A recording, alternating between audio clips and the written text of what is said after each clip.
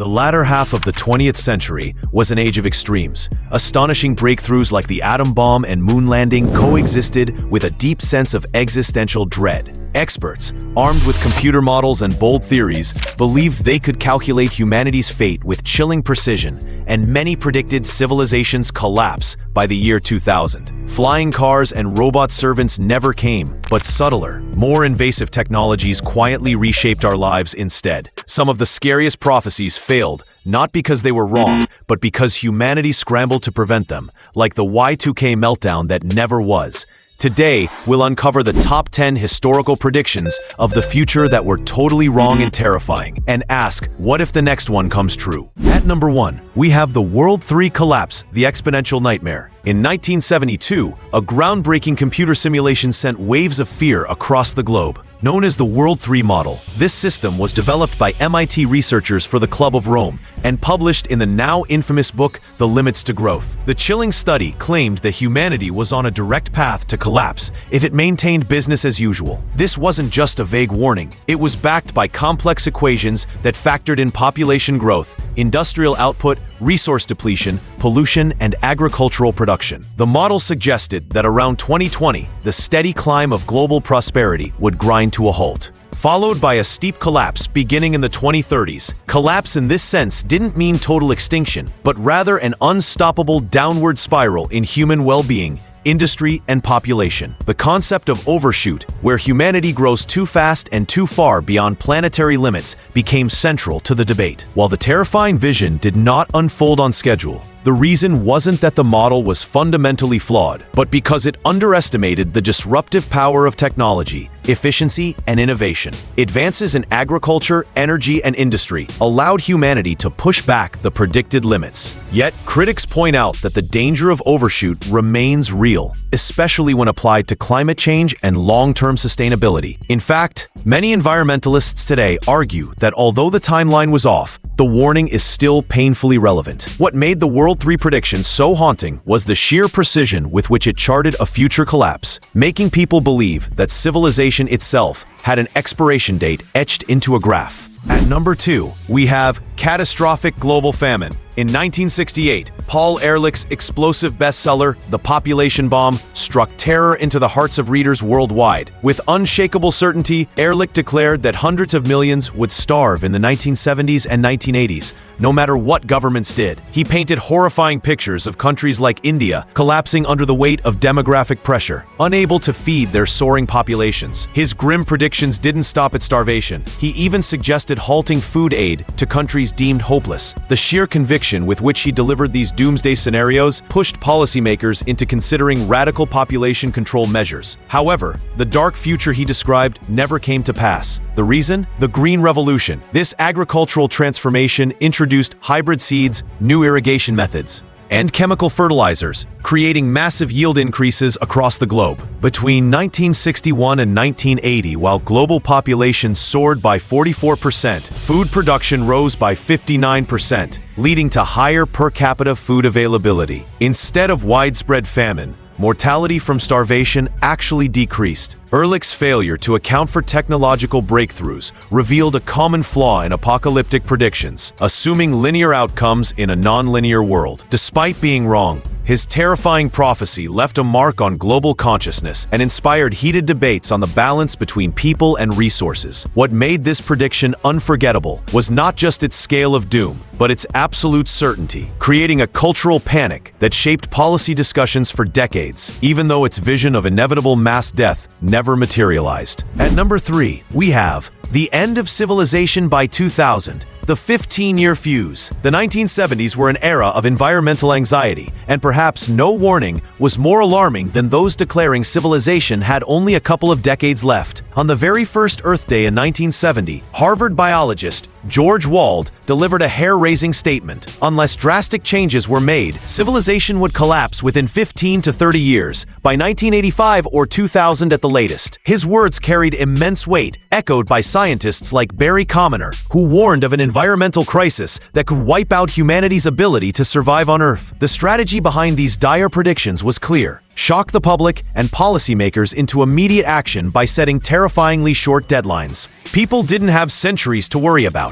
It was supposed to happen in their own lifetime. This urgency fueled debates, inspired legislation, and made environmental activism a household concern. Yet, as the year 2000 came and went, civilization did not collapse. There was no global breakdown of governance, no terminal end to modern life. While the predictions failed spectacularly in terms of accuracy, they succeeded in raising awareness, spurring environmental policies, and embedding ecological consciousness in the public mind. Adding to the confusion, scattered reports during the 1970s even warned of a coming ice age, further destabilizing the narrative of environmental doom. The 15-year fuse never detonated, but the doomsday urgency left behind a lasting impact. This prediction was terrifying not because of distant speculation, but because it convinced an entire generation that the world might not even survive to the turn of the millennium. At number 4, we have total infrastructural shutdown, Y2K and the fear of global systems collapse. As the world prepared to welcome the year 2000, a silent terror crept across every industry, home, and government office, the infamous Y2K bug. Unlike other predictions of doom, this one wasn't about nature running out of resources or humanity overbreeding itself into famine. It was about technology betraying us. For decades, programmers had saved memory by coding years with just 2 digits, meaning the year 2000 would be read as 1900 by countless computers. This tiny oversight was projected to wreak havoc on banking systems, utilities, air travel, healthcare records, and even nuclear defense protocols. Predictions of chaos flooded the media, planes falling from the sky, bank accounts wiped out, power grids failing, and economies collapsing overnight. Fear led to frantic preparation. Individuals stockpiled food, water, and even weapons, convinced a digital apocalypse was imminent. Governments and corporations poured staggering sums into fixing the problem, with global costs estimated between $300 and $600 billion.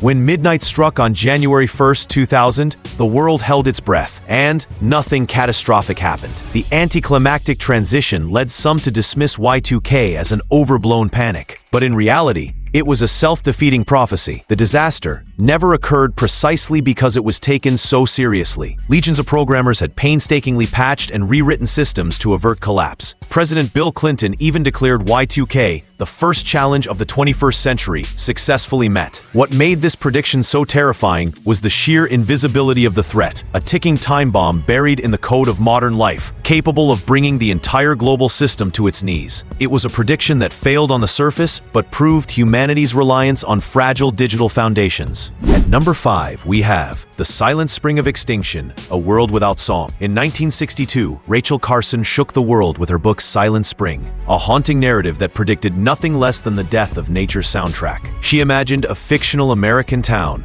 where the morning air was devoid of bird calls, no robins, wrens, or doves, only silence caused by the unchecked use of pesticides such as DDT. Carson argued that humans had turned themselves into experimental subjects, living inside an uncontrolled laboratory where synthetic elixirs of death accumulated through the food chain. The imagery was terrifying. Birds' eggshells thinned to fragility, chicks never hatched, and springtime dawns transformed into lifeless voids. For readers, this wasn't a distant apocalypse. It was a visceral, personal loss. The prospect of a world without birds symbolized a collapse of ecological balance and a poisoning of humanity itself. Yet, while Carson's precise scenario of an immediate avian apocalypse did not occur, her work launched one of the most significant environmental revolutions in history. The US banned DDT. International treaties followed, and her words inspired the birth of the modern environmental movement. Still, the underlying warning was not unfounded. In 2019, a landmark study revealed that North America had lost over 3 billion birds since 1970, a staggering 29% decline.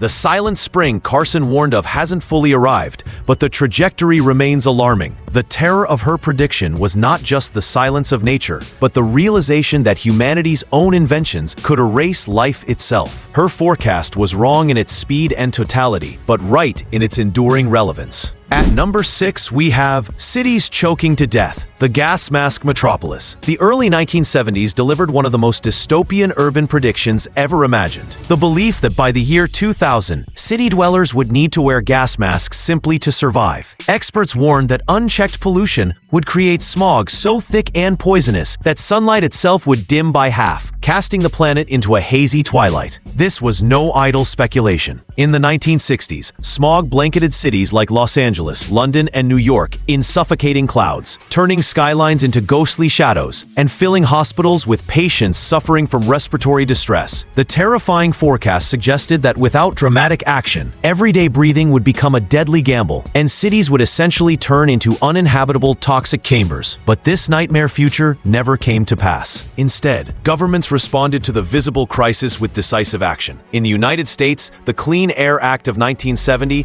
imposed strict regulations on vehicle emissions and industrial pollutants, forcing dramatic improvements in air quality. Similar measures were adopted across Europe and later in parts of Asia. By the 1980s and 1990s, many of the dirtiest cities had begun to recover. The failed prophecy of gas mask metropolises highlights a paradox. While the predicted visible smog apocalypse was avoided, the less visible danger of greenhouse gases like CO2 continued to rise unchecked. In effect, humanity fixed what it could see, but ignored what it couldn't. This prediction terrified people because it made survival itself seem mechanized. Imagine a world where human faces disappeared behind masks just to walk down the street. At number 7, we have risk-free, infinite nuclear power, the failed promise of the atom. Few predictions were as wildly optimistic and as disastrously wrong as the mid-20th century belief in nuclear energy as humanity's ultimate savior. In 1954, Lewis Strauss, then chairman of the U.S. Atomic Energy Commission, promised a future where electricity would be too cheap to meter. Politicians, scientists, and engineers proclaimed that nuclear power would end famine, extend lifespans, and create a utopian society powered by the atom. For a while, it seemed plausible. The Cold War fueled massive investment. Reactors popped up worldwide, and the image of a clean, limitless energy source dazzled the public. But reality soon struck. Nuclear power turned out to be one of the most complex and expensive energy systems ever developed, burdened with enormous engineering costs, strict regulations, and catastrophic risks. The dream of safety collapsed under the shadow of 3 Mile Island, 1979, Chernobyl, 1986, and Fukushima, 2011. Each disaster revealed systemic failures, ignored warnings, poor planning, and hubris that shattered the myth of nuclear invincibility. Far from being too cheap to meter, nuclear energy became one of the costliest power sources to build and maintain. The terrifying irony is that instead of bringing peace and prosperity, nuclear technology also delivered the existential threat of atomic weapons, ensuring humanity lives under a permanent nuclear shadow. This prediction wasn't terrifying because it foresaw doom, but because it failed to imagine it. By promising risk-free abundance, it blinded societies to the dangers that would later define the industry. The atomic utopia never arrived. Instead, nuclear energy became synonymous with complexity, expense, and catastrophe. At number 8, the machine rebellion. The fear of a robotic uprising, machines created to serve humanity turning against their creators, was first popularized in 1921 by Czech playwright Karel Čapek in Rossum's Universal Robots. The story imagined the year 2000 as the moment when humanity's hubris would backfire, with artificial workers evolving into conscious beings that ultimately exterminated the human race. This concept birthed the very word robot and seeded an enduring cultural terror, the machine rebellion. Science fiction authors carried the torch for decades, envisioning futures dominated by android armies or AI overlords who enslave their human makers. The approach of the year 2000 intensified these fears, with many wondering if computers and industrial robots might indeed rise against us. Yet the millennium came and went without armies of humanoid machines storming the streets. Instead, technology evolved along far less dramatic, though equally disruptive paths. The early 2000s gave us algorithm-driven platforms like Google, Facebook, and Netflix, while robots took form not as killers, but as Roombas vacuuming carpets and Siri responding to questions. The prediction failed because it anthropomorphized machines, expecting them to develop as human-like replicas rather than invisible, specialized systems. Yet, in another sense, the prediction was right all along. Advanced systems did begin replacing human decision-making, reshaping economies and undermining privacy. The machine rebellion didn't arrive with clanking metal soldiers. It came quietly, with algorithms altering elections, economies, and social behavior. The terror lay in the shift from visible dystopia to invisible control, proving that while Čapek's 2000 deadline was wrong, the underlying fear remains eerily relevant today. At number 9, the totalitarian behavioral society, mind control and the abstract number. In the mid-20th century, a new kind of terror emerged, one that didn't rely on bombs, famines, or environmental collapse, but on the slow, invisible erosion of human freedom. This fear came from radical behaviorists like B.F. Skinner, who insisted that human beings were nothing more than the sum of their environmental conditioning. In his chillingly titled book, Beyond Freedom and Dignity, 1971, Skinner argued that the concepts of free will and individuality were illusions. By carefully engineering surroundings, he believed society could design people to behave exactly as desired. On the surface, Skinner's vision was utopian, a world without crime, without conflict, without chaos. But the darker implication was horrifying. The complete elimination of personal autonomy, reducing people to obedient subjects shaped entirely by external programming. Psychiatrist Carl Jung captured the dread perfectly when he warned of individuals becoming mere abstract numbers in the Bureau of Statistics, robbed of dignity and humanity. Predictions of this psychological dictatorship suggested that by the year 2000, freedom itself might be obsolete. The reality, however, unfolded differently.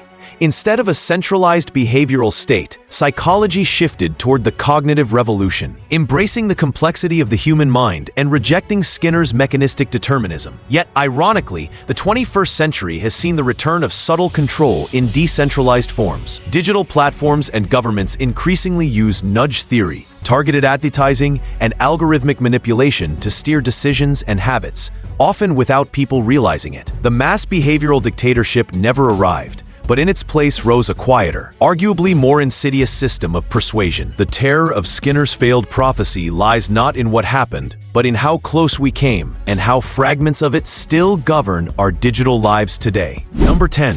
The communist victory. We will bury you. The economic endgame. Few predictions grip the 20th century more tightly than the belief that communism was destined to triumph over capitalism. This wasn't just speculation. It was declared as inevitable, a matter of scientific socialism guaranteed by Marxist theory. In 1956, Soviet Premier Nikita Khrushchev delivered his now infamous line to the West, "We will bury you." To millions, this wasn't a boast, but a prophecy. Marxist ideology argued that capitalism contained within it fatal contradictions. The endless drive for profit would eventually collapse under its own weight, leaving socialism to inherit the future. During the Cold War, this prediction drove geopolitical nightmares. Nuclear arsenals swelled, proxy wars raged, and entire nations reshaped their policies around the assumption that one system had to prevail. But history unfolded in the most ironic way possible. Far from burying capitalism, it was the Soviet Union that collapsed. By 1991, economic stagnation, systemic corruption, and the crushing costs of the arms race